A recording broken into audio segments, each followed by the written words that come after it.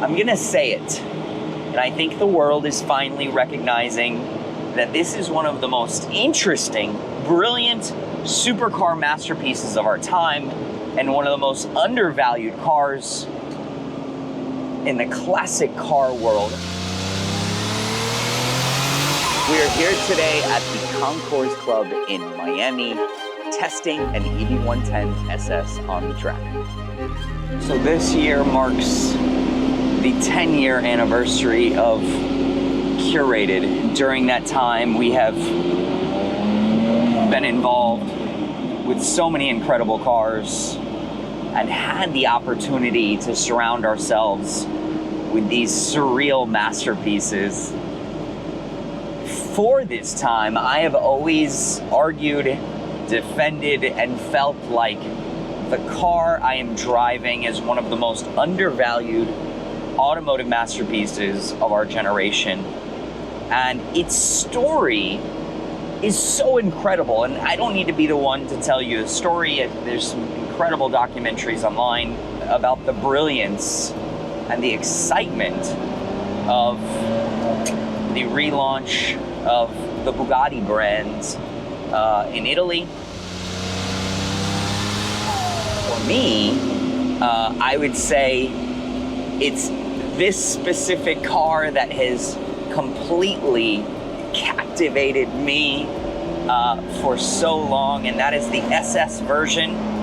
And I would say today, we could call it the last 30 days, we're at a moment that is very exciting for these cars. I feel like there's this new renaissance for the Bugatti EB110, and this really sort of, I would say, started with Villa d'Este, which, as you guys know, is probably one of the world's greatest concours d'elegance events.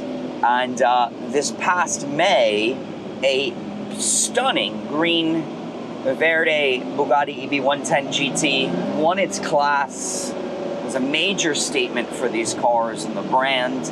And then within, I think, a weekend later, another EB110 SS would win Best of Show in its class at the London Concours. So these cars are finally getting their acclaim. And as I've done research over the last 10 years, I fall more and more in love with what this car represents. Now, you know, the Bugatti story actually ironically starts with Ferruccio Lamborghini, Paolo Stanzani, and Jean-Marc Borel, a very well-known automotive historian and writer. And it really started as Ferruccio wanting to develop an insane car, a very special supercar. And in comes Roman Artioli, who at the time was the world's largest Ferrari dealer, I believe, and a very important Suzuki distributor.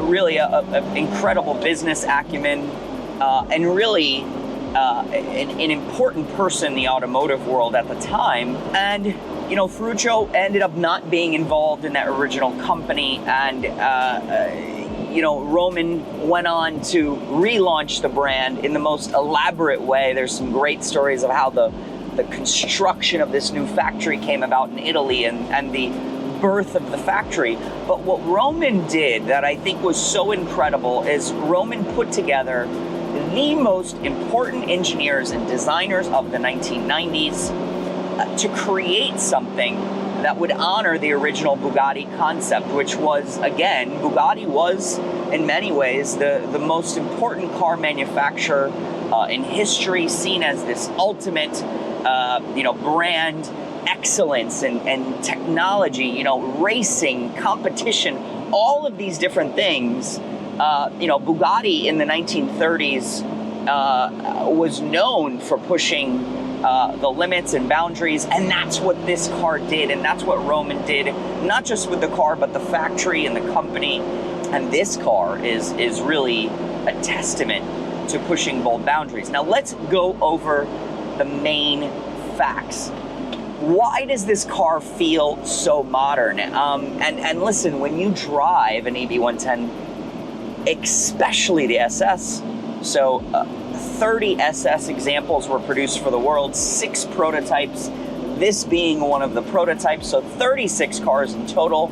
It drives, I kid you not, like a modern F40. It's like this mix of Murcielago and F40. You've got the noises from the turbos, but it's so easy to drive. It's so luxurious, and the handling is incredible. And that goes into basically the engineers that worked on this car. You've got a carbon fiber monocoque, so the first production car to have a carbon fiber monocoque, mated with a 3.5 liter V12, which was a very unique design, something really only found in race cars, which was basically, instead of a timing chain or timing belt, it was a gear-driven crankshafts that were gear-driven, 4 crankshafts, then mated to 4 turbos, 5 valves per cylinder, which again was, pretty state-of-the-art at the time. This was ahead of Ferrari at the moment, which was always seen as the standard. And then I think the development of the engine is so interesting, because we're talking about cylinders with a very, very small stroke. So again, similar to racing car design, nothing else like this was ever developed for the road. And the details and the build qualities of this car, we're talking the use of titanium aerospace alloys throughout the entire car, which would result in a 603 horsepower EB110 SS variant, which for the time was completely groundbreaking. Fastest car in the world at 218 miles per hour. And really, when you look over an EB110 SS, the fit and finish of this car does not feel like a 90s supercar. The way the doors shut, the rear bonnet, the way it latches, everything about this car is ahead of its time, and it feels like it's something out of the future. Now, the SS examples are just so cool. The use of the bare finished carbon fiber, the factory bucket racing seats, the roll-up windows for lightweight, and then this use of this beautiful tufted leather, this sort of checkerboard print, and then the SS, as we know, has the different magnesium BBS wheels, different aerodynamics. This car is one of the only cars that was finished with a carbon fiber rear hood. It has the fixed rear wing, a few different aerodynamic details, and the fixed inlets behind the rear door, which are just so cool. The higher horsepower, a few different cars were fitted with different gearboxes, and this car is the only car with a single fuel filler.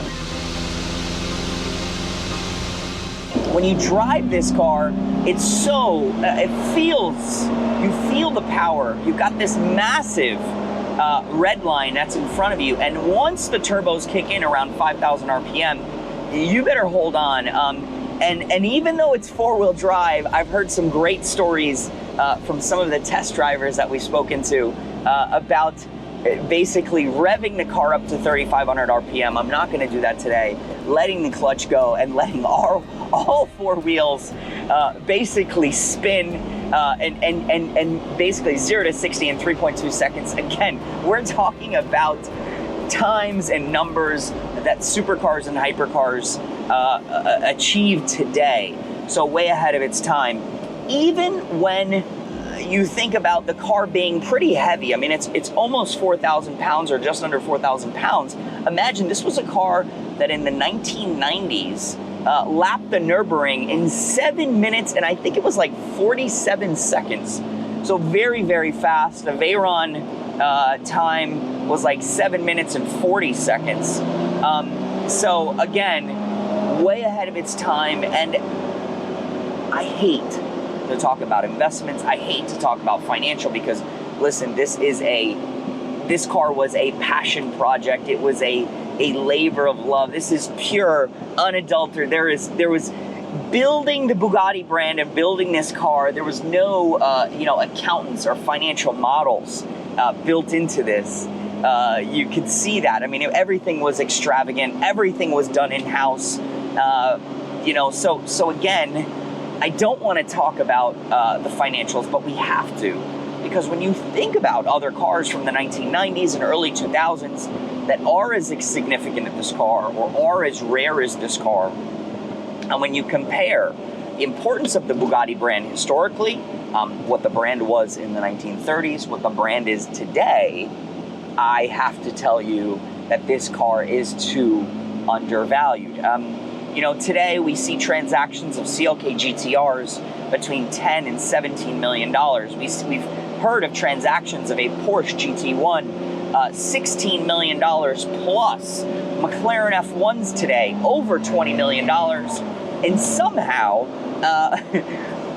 the ultimate, so the EB110 SS example, still struggle to sell between $3 and $4 million.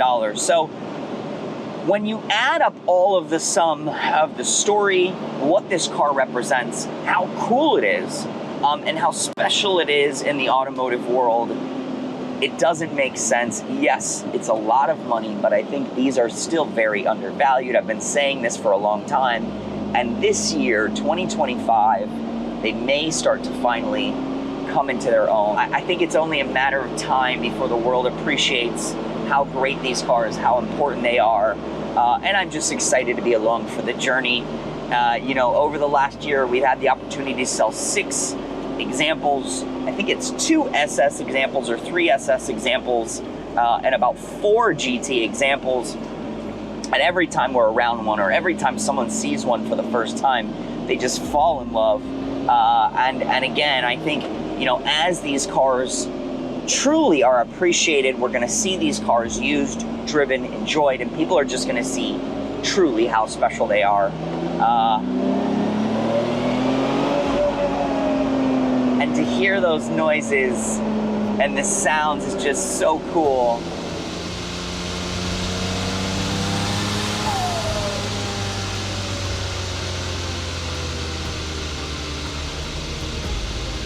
And again, I just think such an important part of supercar history and Bugatti history, the EB110 SS.